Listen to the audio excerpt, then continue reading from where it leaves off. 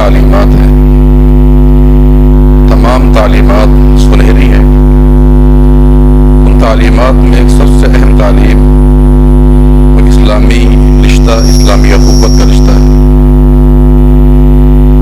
دنیا میں انسان کی جتنی بھی رشتہ داریاں ہیں سب کے نوعیتیں، حیثیتیں الگ الگ ہیں، جدا جدا ہیں، لیکن سب سے پائیدار، سب سے مضبوط جو رشتہ ہے وہ اسلامی اخوت کا رشتہ ہے۔ یہ زمانے کے حادثات سے بدلتا نہیں ہے اور نہ ہی کسی ملامت کرنے والے کی ملامت سے اس میں خوف پیدا ہوتا ہے۔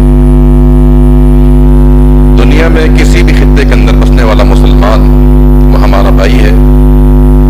اس کی مدد، اس کی حمایت ہمارا دینی اخلاقی فریضہ ہے، جیسا کہ رسول اللہ صلی اللہ علیہ وسلم کا فرمان بھی ہے کہ المسلم اخو المسلم، مسلمان مسلمان کا بھائی ہے۔ فرمایا اس پہ ظلم نہ کرے اور نہ اسے کسی غیر کے سپورٹ نہ کرے، اسے بے یار و مددگار نہ چھوڑ دے۔ تو دنیا میں بسنے والا کوئی سا بھی مسلمان جو مظلوم ہے، اس کا درد، اس کی تکلیف ہماری تکلیف ہونی چاہیے۔ اور یہ صرف زبانی کلامی نہیں،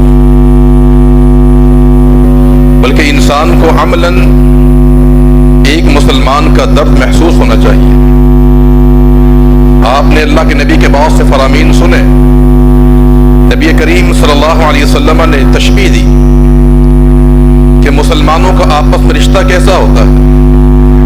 فرمایا کہ مسلمانوں کی باہمی محبت، شفقت اور پیار کی مثال ایک جسم کی طرح ہے۔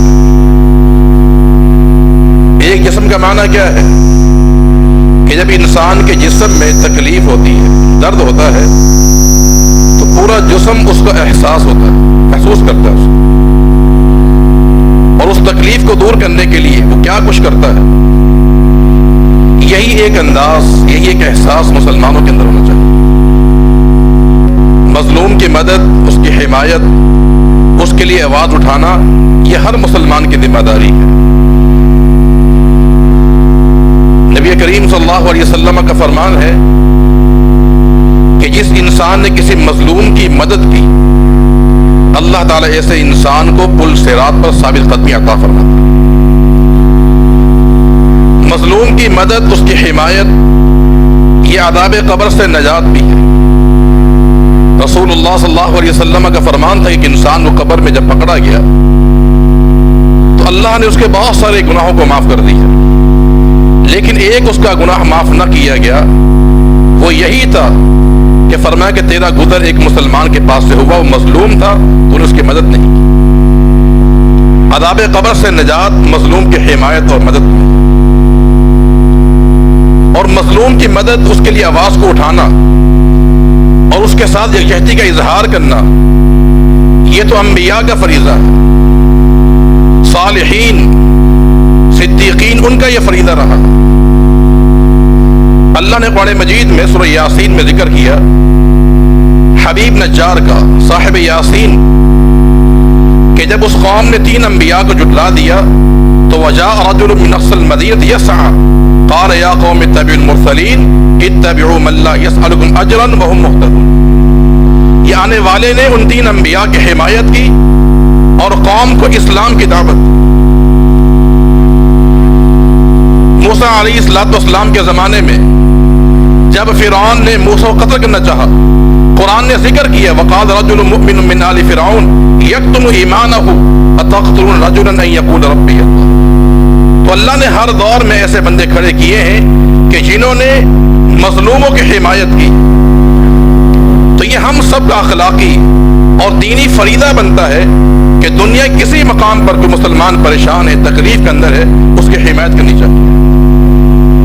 رہا مسئلہ کہ اس دور کے اندر کشمیر میں جو ظلم و ستم کیا جا رہا ہے، ان پر جو درندگی کی جا رہی ہے، اور ایک عرصے دراز سے عورتوں کی، خواتین کی عزتوں کو لوٹا جا رہا ہے، تو میرے بھائیوں اس کے بہت سارے حل آپ نے سن لیے کہ دعائیں بھی کی جائیں، اللہ کے راہ میں مال بھی خرچ کیا جائے، آپ نے تمام چیزیں سماعت فرما لی۔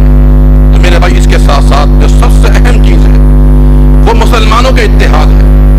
جب مسلمانوں میں اتحاد نظر آئے گا، ان کی صفوں میں اتحاد ہوگا، تو کبھی بھی اغیار مسلمانوں پر یا دنیا کسی مسلمان پر ظلم نہیں کر سکتے۔ آج ہم یہ دیکھتے ہیں کہ کفار کے صفوں میں اتحاد ہے، وہ ایک ساتھ کھڑے ہیں، لیکن مسلمانوں میں انتشار ہے۔ ہمارا عالم تو یہ ہے کہ مسلمان سے بات نہیں کرتا، ہم آپس میں ناراض ہوتے ہیں، یہ ہماری حالت ہے۔ جب ہماری یہ حالت رہے گی، ہم میں اتحاد نہیں ہوگا، تو میرے بھائی جہاد کے میدان میں ہم کھڑے نہیں ہو سکتے۔ دشمن سے مقابلہ کرنا ہے، ان سے جہاد کرنا ہے، اس کے لیے ہمیں اتحاد کرنے کی ضرورت ہے۔ اتحاد بھی ہو اور اس کے ساتھ جہاد کا جذبہ ہونا چاہیے۔ اللہ کے نبی نے فرمایا تھا کہ تم پر ایسا وقت آئے گا کہ تم پر قومیں ٹوٹ پڑیں گی جس طرح بھوکے کھانے پہ ٹوٹ پڑتے ہیں۔ صحابہ نے پوچھا اللہ کے پیغمبر سے، کیا ہماری تعداد کم ہوگی؟ فرمایا کہ تمہاری تعداد کم نہیں ہوگی، انتم عصاء کعصاء السیل، تمہاری مثال ان تنکوں کی طرح ہوگی جو دریاؤں میں بہہ جاتے ہیں، کسی طوفان کا مقابلہ نہیں کر سکتے۔ تم میں دنیا کی محبت ہوگی، موت سے نفرت ہوگی، تم جہاد سے دور رہو گے تو تم پر قوموں کو مسلط کر دیا جائے گا۔ ورنہ میرے ایمان ہے، اللہ کے نبی نے فرمایا تھا کہ اگر میری امت کے 12,000 لوگ ہوں، فرمایا کہ پوری دنیا مل کے انہیں شکست نہیں دے سکتی ہے، لیکن شرط یہ ان میں صبر ہو اور صداقت ہو، اللہ کے پیغمبر پر اور کتاب و سنت پر صداقت ہو، ان میں اتحاد ہو، تو 12,000 کا لشکر بھی مغلوب نہیں ہو سکتا ہے۔ اللہ تعالی ہم سب کو عمل کرنے کی توفیق عطا فرما دے۔ دنیا میں کسی خطے پہ مسلمان مظلوم ہیں، اللہ تعالیٰ ان کے لیے کوئی راستہ بنا دے، اللہ کو فاقے شکنجے سے ان کو آزاد فرما